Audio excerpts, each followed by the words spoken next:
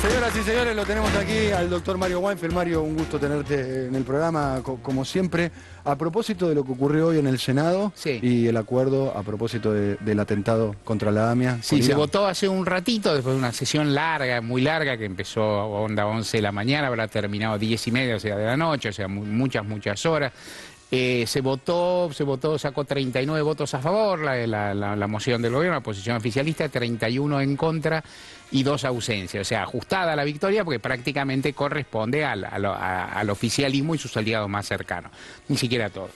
Las 2 ausencias, algo se tiene que decir. No estaba Carlos Menem, que es medio evidente, pero se debe señalar en un sentido que es importante, que es obvio. Si hubiera estado Carlos Menem, se hubiera comido una cantidad de rayos y centellas gigantescas, porque en el gobierno menemista hubo una trama de ocultación y de encubrimiento que fue muy grande, sobre la cual me parece que en la discusión pública se subestima un poco sus efectos.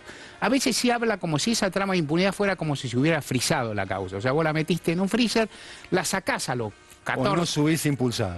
Claro, no se hubiese impulsado. Es más, se encubrió. Pero aparte, no solo se encubrió y se escondieron las pruebas y se trabó, sino que vos no podés volver a la situación que estabas el primer día. Las pruebas se ocultaron, los datos se pierden. Cuando se comete un crimen común, viste que se dice que los primeros 4, 5, 6 días, 7 días... es cuando se recolectan las pruebas, y si no lo haces ahí quedás muy rezagado. Imagínate un crimen, un delito cometido hace muchísimos, un atentado feroz cometido hace muchísimos años por profesionales, no queda nada. O sea, la trama de impunidad no es que cesa y todo queda como al principio, queda mucho peor.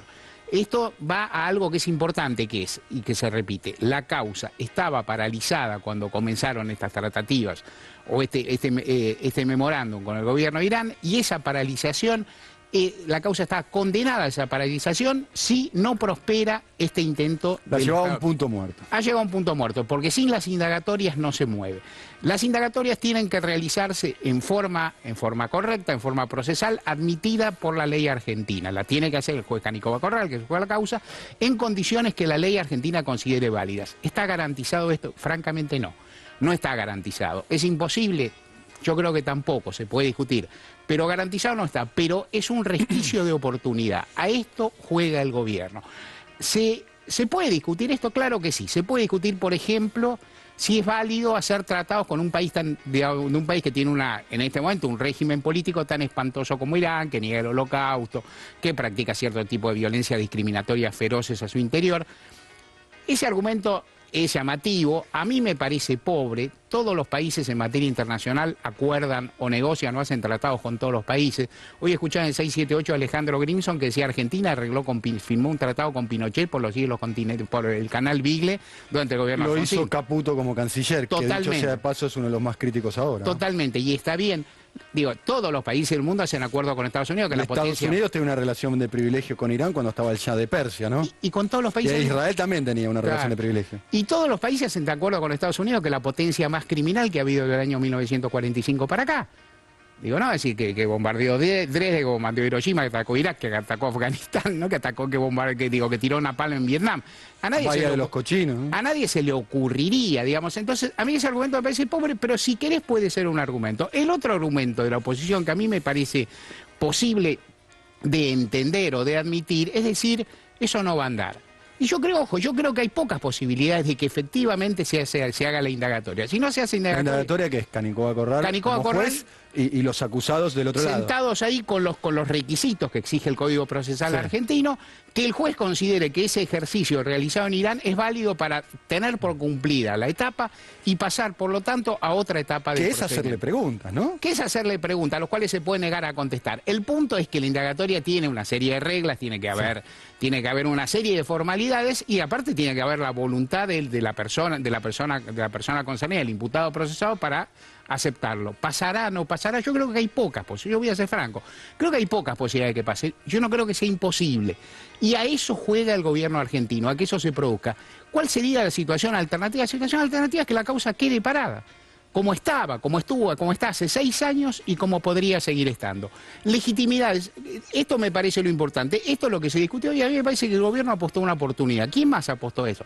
Muchísimos grupos de familiares de víctimas, contra lo que se dice, y esto también está mal dicho, muchos de los, que no todos, pero muchos de los grupos de familiares de víctimas, Memoria Activa, Sergio Burstein, ¿no? Es decir, muchos, el grupo que representa él, muchos de los grupos apoyaron esto. La opinión en contra de APEMIA, la agrupación de Laura Guimber, es totalmente válida y tiene el respaldo de su trayectoria y de su lucha que no se puede negar, pero es minoritaria y en cualquier caso no es todo. AMIA y DAIA están en contra. AMIA y DAIA están en contra y ahí diré, la DAIA, que es la entidad digamos, más representativa, la AMIA es una mutual, ¿no? La DAIA es la entidad como política más representativa, tiene una baja legitimidad histórica.